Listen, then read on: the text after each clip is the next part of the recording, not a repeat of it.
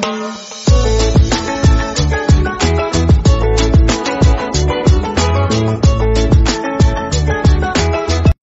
The lord. ప్రభువైన యేసుక్రీస్తు వారు ఈరోజు మనకు అందిస్తున్నటువంటి వాగ్దానం యోహాను సువార్త 13వ అధ్యాయం 1వ వచనం. యేసు తన వారిని అంతమ వరకు ప్రేమించెను.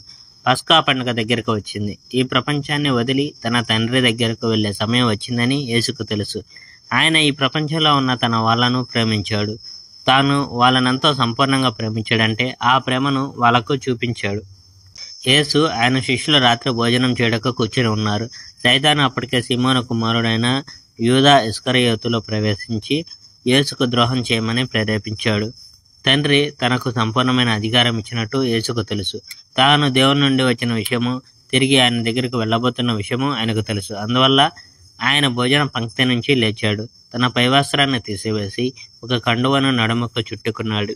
ఆ తరువాత ఒక వెడల్పైన పళ్ళెంలో నీళ్లు పోసి తన శిష్యుల పాదాల కడగడం మొదలుపెట్టాడు. నడుముకు చుట్టుకున్న కండువాతో వాళ్ళ పాదాలు తుడిచాడు. యేసు సీమోను పేతురు దగ్గరకు రాగానే పేతురు ఆయనతో, ప్రభు, మీరు నా పాదాలు కడుగుతారా అని అడిగాడు. యేసు, నేను చేస్తున్నది నీకు ఇప్పుడు అర్థం కాదు, తదుపరి అర్థమవుతుంది అని సమాధానం చెప్పాడు.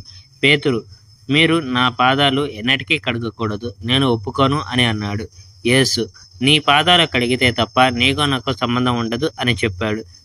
సీమోను పేతురు, ప్రభు, అలాగైతే నా పాదాలే కాదు, నా చేతుల్ని, నా తలను కూడా కడగండి అని అన్నాడు.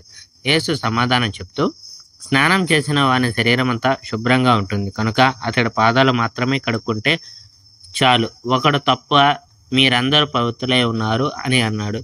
తనకు ద్రోహం చేయనున్న వాడెవడో యేసుకు తెలుసు కనుకనే ఒక్కడు తప్ప అందరూ పవిత్రంగా ఉన్నారని ఆయన అన్నాడు. ఆయన వాళ్ళ పాదాలు కడగడం ముగించి పైవస్త్రాన్ని వేసుకొని తాను ఇంతకుముందు కూర్చున్న స్థలానికి వెళ్ళాడు. యేసు, నేను చెప్పింది మీకు అర్థమైందా? మీరు నన్ను బోధకుడా అని, ప్రభు అని పిలుస్తారు. నేను బోధకుడను కనుక మీరు నన్ను ఆ విధంగా పిలవడం సమంజసమే. మీ బోధకుడును ప్రభువును ఆయన నేను మీ పాదాలు కడిగాను కనుక మీరు కూడా ఒకరి పాదాలు ఒకరు కడగాలి. నేను చేసిన దాన్ని ఆదర్శంగా తీసుకొని నేను చేసినట్టు మీరు కూడా చేయాలని నా ఉద్దేశం. ఇది నిజం.